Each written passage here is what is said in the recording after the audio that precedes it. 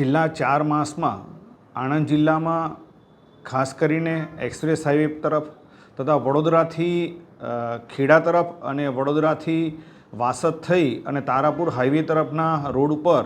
આવેલા ગામડાઓમાં ઘરફોડ ચોરીના બનાવો વધવા પામેલ હોય, જેથી આ ગુનાઓ ડિટેક્ટ કરવા માટે પોલીસ અધિક્ષક શ્રી બંસલ સાહેબે સૂચના આપેલ, જે અનુસંધાને એલસીબીના પોલીસ ઇન્સ્પેક્ટર શ્રી જાદવ સાહેબ તથા પીએસઆઈ SD પટેલ તથા પીએસઆઈ VV પટેલને આ ગુનાઓ ડિટેક્ટ કરવા માટે જરૂરી સૂચના આપેલ, જેના અનુસંધાને એલસીબીની અલગ અલગ ટીમો બનાવી અને આ બાબતે વર્કઆઉટ હાથ ધરેલ. એલસીબીમાં ફરજ બજાવતા પ્રમેશકુમાર તથા જયદીપસિંહને આ ગુના કરવામાં વડોદરાની ચીકલીગર ગેંગના સભ્યો સામેલ હોવાની હકીકત મળેલી અને આ ગુનામાં સંડોવાયેલ ગુરુચરણ ઉર્ફે ગુરુ ઉર્ફે અમિતસિંહ, રઘુસિંહ હજારસિંહ સરદારજી રહેવાસી વડોદરા તથા કુલજીતસિંહ ઉર્ફે કુલદીપ વીરસિંહ સરદારજી રહેવાસી સાંકળદા તથા રવિસિંહ ઉર્ફે રવિ તારાસિંહ સરદારની સંડોવણી હોવાની ઇલેક્ટ્રોનિક સર્વેલન્સ તથા હ્યુમન રિસોર્સિસથી હકીકત મળેલી, જે આધારે 2 ટીમો બનાવી એલસીબીની ટીમોએ આરોપી ગુરુચરણ તથા આરોપી કુલજીતસિંહને એલસીબી કચેરી લાવી તેની ઘનિષ્ઠ પૂછપરછ કરતાં આ બંને આરોપીઓએ ગુના કબૂલ કરેલા. આ બંને આરોપીની પૂછપરછ દરમિયાન હકીકત એવી જણાવેલ કે છેલ્લા 4 માસ દરમિયાન તેઓ આણંદ જિલ્લાના અલગ અલગ ગામોમાં બંધ મકાનોમાં હોય, તાળું મારેલું હોય તે મકાનોને ટાર્ગેટ બનાવી તેના નકુચા તોડી અને ઘરફોડ ચોરી કરતા હોવાની હકીકત જણાવેલ, જેથી આ બંને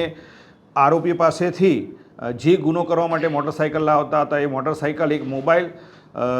તથા રોકડ રકમ મળી કુલ 66,790 રૂપિયાનો મુદ્દામાલ રિકવર કરવામાં આવેલો. આ બંને આરોપીઓ સાથે અન્ય આરોપી રવિસિંહ ઉર્ફે રવિ તારાસિંહ સરદાર પણ આવતો હોવાની હકીકત જણાવેલ. આ ત્રણેય આરોપીઓએ છેલ્લા 4 માસ દરમિયાન તારીખ 10/4/2024ના રોજ વઘાસી ગામે,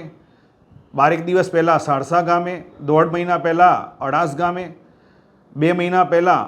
જોશી કુંવા આકલાવ પોલીસ સ્ટેશનના ગામે તથા 4 મહિના પહેલાં બોરસદ ટાઉનના બોદાલ ગામે ઘરફોડ ચોરી કરેલ હોવાની હકીકત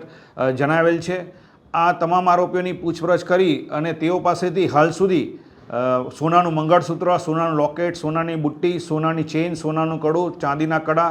અને ચોરી કરવા માટે જે સાધનોનો ઉપયોગ કરતા તે વાંદરો પાનું, ડિસમિસ, નાની બેટરી મળી કુલ 3,56,750 રૂપિયાનો મુદ્દામાલ રિકવર કરી આ તમામ ગુનાઓ ડિટેક્ટ કરેલા છે. આ પકડાયેલા આરોપીઓ પૈકીના આરોપી ગુરુચરણસિંહ આ અગાઉ પણ આકલાવ, આણંદ રૂરલ તથા વાસદ પોલીસ સ્ટેશનના 6 ગુનામાં અટક કરવામાં આવેલી છે. આમ આરોપી ગુનાહિત ઇતિહાસ ધરાવે છે.